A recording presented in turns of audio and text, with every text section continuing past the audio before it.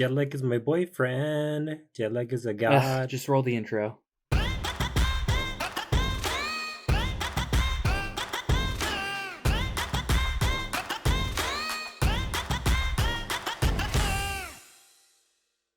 Hey everyone, welcome back to our channel. Today we are bringing you to Thailand.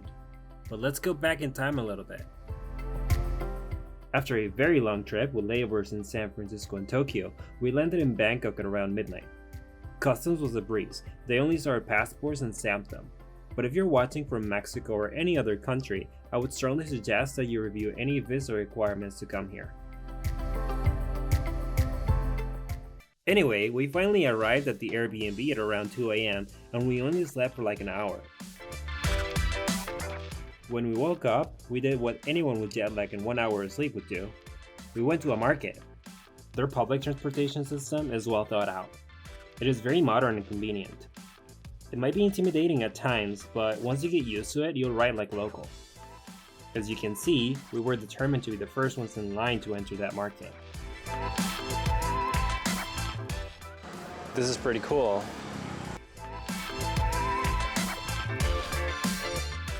We somehow managed to get in. You just have to find a gate and go to a machine that checks your temperature. Just put your hand up to the machine. Anyway, as you can see, most of the stores are still closed. Yeah, each of the stalls determines its own hours of operation. We came as soon as the market itself opened, so we do risk a lot of the places still being closed, obviously. Yeah, but we'll be here for a couple hours, so hopefully we'll get to see some things. What can you buy at the market, you ask? Anything and everything you can think of. Food, clothing, souvenirs, the limit doesn't exist. By the way, with over 200,000 people visiting each weekend, 15,000 stalls, and 35 acres of land, this is the largest weekend market in the world. We have seen a lot of cats here. There's a main street and you can venture into these alleyways and just find whatever you'd like. And I really mean anything you'd like. You can get a Thai in Thailand.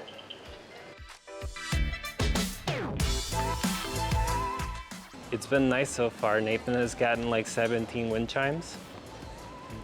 I so want to have food here, but I've got my eyes set on a Michelin guide place that's just outside the market. And a lot of stores are having some really nice smelling food, and we're really hungry. One thing to note when you're crossing the street is that they drive on the left here.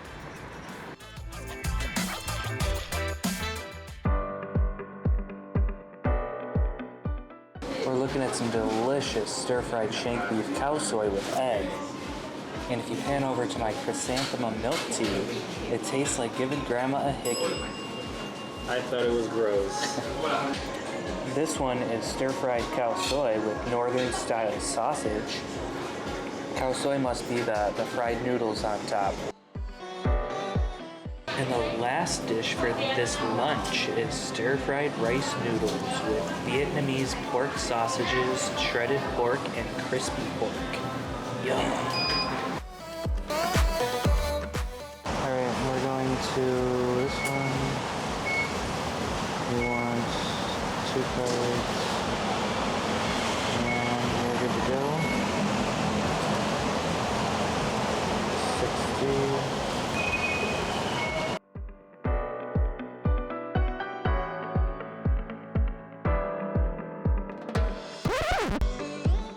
When you ride the BTS, you pay by the distance you travel.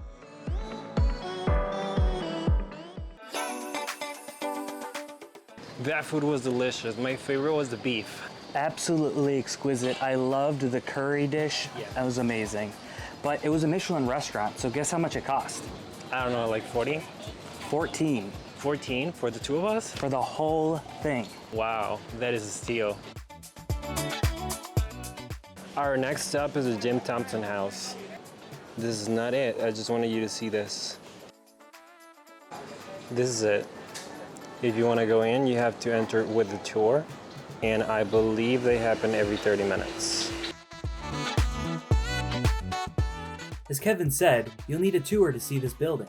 An adult ticket will cost you 200 baht or around $6 US. We'll list the website in the description below if you're interested in visiting.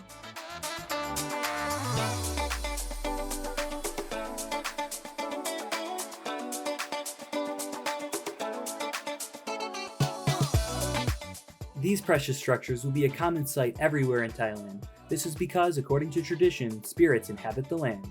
When you build something, you are disturbing the spirit, and to appease it, they build spirit houses, which should be built near the new construction but never under its shadow. The new owners of the property are also responsible to bring offerings to the spirit house in the form of incense sticks, food, and flowers. Behind me through this gate is the Jim Thompson House. Jim Thompson is an American who was stationed in Asia during World War II. After the war was over, he had to return to the United States, but he had fallen in love with Bangkok, so he decided to move back permanently. He is most famously known as the individual who popularized Thai silk not just internationally, but in Thailand itself. And then he went missing mysteriously while vacationing in Malaysia in 1967.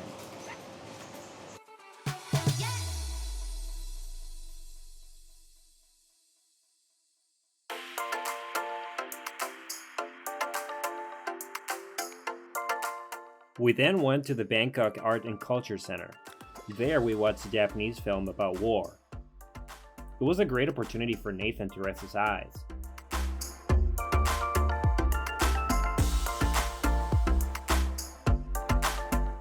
Tell me 3 things that you learned about these structures in the comments below. And go!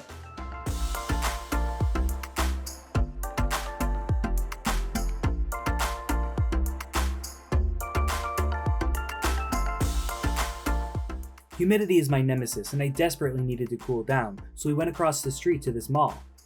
The stroll really broke a sweat. Free AC and fitness are my passion.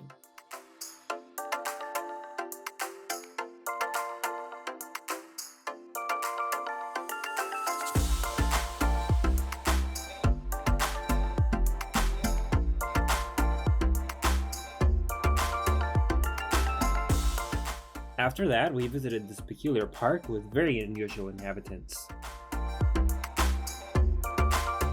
Stopped at Lumpini Park, and the grass, I've never seen anything like it. It's so different. The blades are so big. There are tons of people exercising and just enjoying a Sunday evening. It's a nice little park to come and take a stroll, or maybe just a little break. You can find Komodo dragons left and right here. Yummy yummy in my tummy! Duck intestine soup for dinner, super excited. The delicacies you can't get in the US. Oh, never mind. They're all out of duck. I guess it's beef.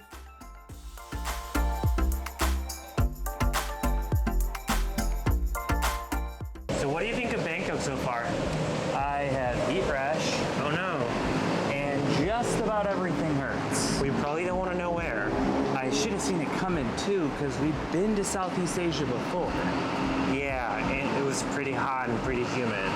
So anyway, it is 6:30 at night, and we just had dinner at another Michelin Guide restaurant. And guess how much it was? $6 for the entire meal. It was pretty good.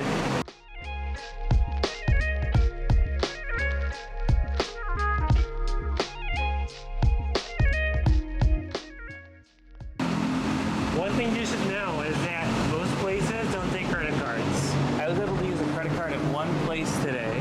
It was our first Michelin restaurant for lunch. Everything else that we did required cash, unfortunately. Yeah. So have a lot of cash on hand and be prepared to maybe have to go back and get some more cash at any point in time. I would take up anybody's offer to pay with card if they're willing, because you don't really want to run out of cash and be stranded. The worst is the subway stations. Some subway stations only have coin options, and you don't get a whole lot of coins, so these machines will only take coins. But if you find these big ones, you can put some bills in there. We are back at the place, and even though it is only 8 o'clock, we are pretty tired, so we're just gonna call it a night. But I wanted to show you a few of the sights from our building here. So that place is all lit up, is called the Icon Siam, and it is a massive mall. You can go and check it out if you ever come out here. There are a lot of cruises on the river, and a fun fact about the place I'm staying at, if you've ever seen The Hangover, I believe the second one, this building is the one where they filmed the rooftop bar scene when they're having lunch, I believe, and there's a helicopter that shows up and everything. I'm not really too familiar with the movies, but it's pretty cool to hear that this is a famous building. So far, Bangkok has been lovely, but we'll see you tomorrow.